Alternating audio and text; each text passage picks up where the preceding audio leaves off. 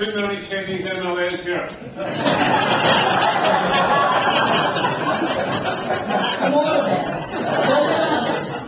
Well, thank you very much for inviting me. And I think if you ask any of my Chinese friends, particularly the older generation, they'll laugh. They'll say, Anna Lo, she's too westernized to tell you anything about Chinese culture. So there you are, you're stuck with me, half-breed, East and West.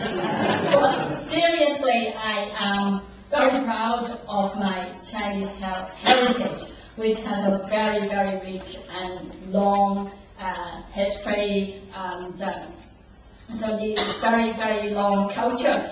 But then I always think, really, culture is not static.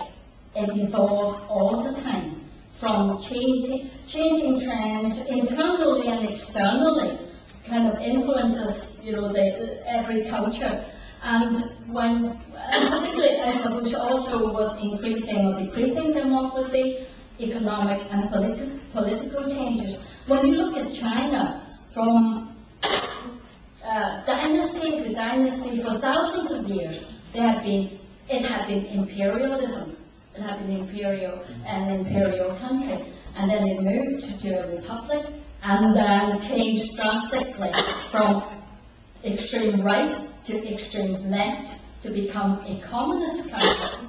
The old tradition of having dozens of children suddenly turn into a one-child policy, and everybody says it's great.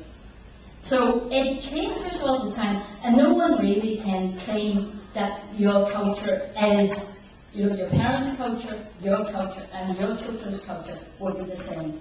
And when you look at maybe and Chinese people are like Irish people, kind of settlements all over the world, and American Chinese are different to Hong Kong Chinese, particularly to mainland Chinese. So there are lots of other influences, into our thinking, our attitude from generation to generation. When you look at the Chinese community here, they came here in the 60s. The first generation came here as new immigrants, very much holding on very, very to the traditional Chinese culture, the traditions of close-knit families, of looking after your family, and economic growth and prosperity for themselves in Northern Ireland.